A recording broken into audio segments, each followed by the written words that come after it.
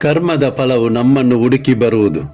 ಹೇಗೆ ಎಂದರೆ, ಒಂದು ಕರು ತಪ್ಪಿಸಿಕೊಂಡರೂ ಸಾವಿರಾರು ದನಗಳ ಮಧ್ಯೆ ತನ್ನ ತಾಯಿಯನ್ನು ಹುಡುಕಿದ ಹಾಗೆ. ಒಂದು ಸಣ್ಣದಾದ ಕತೆ. ಈ ಕತೆ ಒಬ್ಬ ಶಿಕಾರಿಯದ್ದು. ಶಿಕಾರಿ ಮಾಡುವುದರಲ್ಲಿ ಪರಂಗತನಾಗಿದ್ದನು. ತುಂಬ ವರ್ಷಗಳಿಂದ ಬೇಟೆ ಮಾಡುತ್ತಿದ್ದ. ಕಾಡಿಗೆ ಹೋದಾಗಲೆಲ್ಲ ಯಾವತ್ತೂ ಖಾಲಿ ಕೈಯಲ್ಲಿ ವಾಪಸ್ ಬರುತ್ತಿರಲಿಲ್ಲ.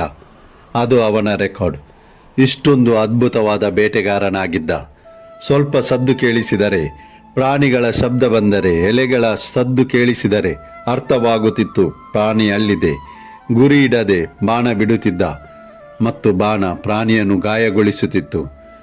ಅವನಿಗೆ ಅನಿಸಿತು, ಪ್ರಾಯವಾಯಿತು. ಅವನ ಮಗನಿಗೆ ಟ್ರೈನಿಂಗ್ ಕೊಡಲು ಪ್ರಾರಂಭಿಸಿದ. ಅವನಿಗಿಂತ ಒಳ್ಳೆಯ ಬೇಟೆಗಾರನಾಗಿ ಮಾಡಬೇಕೆಂದುಕೊಂಡ. ಮಗನನ್ನು ಕಾಡಿಗೆ ಕರೆದುಕೊಂಡು ಹೋಗುತ್ತಿದ್ದ. ಟಿಪ್ಸ್ ಕೊಡುತ್ತಿದ್ದ, ಹೇಳುತ್ತಿದ್ದ, ಹೀಗೆ ಮಾಡಬೇಕು, ಹಾಗೆ ಮಾಡಬೇಕು. ಚಿಕ್ಕ ಹುಡುಗ ತನ್ನ ತಂದೆಯ ಮೇಲೆ ತುಂಬ ಇಂಪ್ರೆಸ್ ಆಗಿದ. ತಾಯಿಗೆ ಬಂದು ಹೇಳುತ್ತಿದ್ದ, ಅಪ್ಪಾಜಿ ಶಬ್ದ ಕೇಳಿಸಿ ಬಾಣ ಬಿಡುತ್ತಿದ್ದರು. ಇಷ್ಟೊಂದು ಅದ್ಭುತವಾದ ಶಿಕಾರಿ.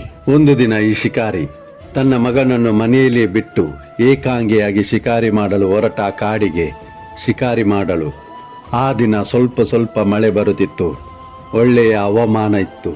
ಪ್ರಕೃತಿಯ ಸೌಂದರ್ಯ ಇತ್ತು.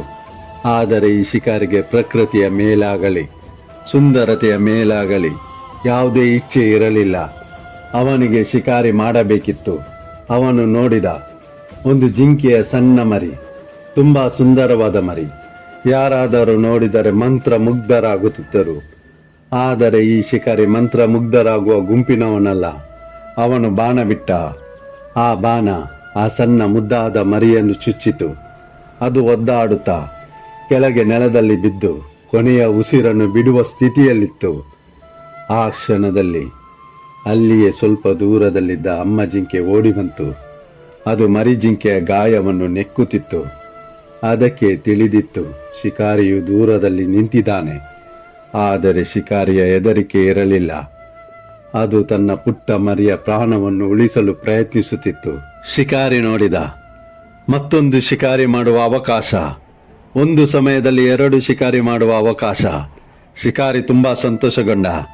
ಮತ್ತೆ ಒಂದು ಬಾಣ ಚಲಾಯಿಸಿದ. ಆ ಅಮ್ಮ ಮಗುವನ್ನು ಬದುಕಿಸುವ ಪ್ರಯತ್ನದಲ್ಲಿತ್ತು. ಅದನ್ನು ಕೂಡ ಕೊಂದು ಬಿಟ್ಟ. ಆಗ ಅಚಾನಕ್ಕಾಗಿ ಶಿಕಾರಿಗೆ ಮತ್ತೊಂದು ಶಬ್ದ ಕೇಳಿಸಿತು. ಗಿಡಗಳ ಪೊದೆಯಲ್ಲಿ ಸರಸರ ಶಬ್ದ ಕೇಳಿಸಿತು.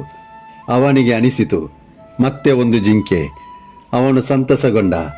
2 ಶಿಕಾರಿಯಲ್ಲ, 3 ಶಿಕಾರಿ ಕೊಂಡು ಹೋಗುತ್ತೇನೆ. ಅಭ್ಯಾಸ ಬಲ. ತುಂಬ ಗಮನ ಕೊಡಲಿಲ್ಲ. ಬಾಣ ಚಲಾಯಿಸಿದ. ಬಾಣ ಹೋಗಿ ತಗುಲಿತು ಗುರಿಯನ್ನು. ಶಬ್ದವು ನೋವಿನದು ಬಂತು.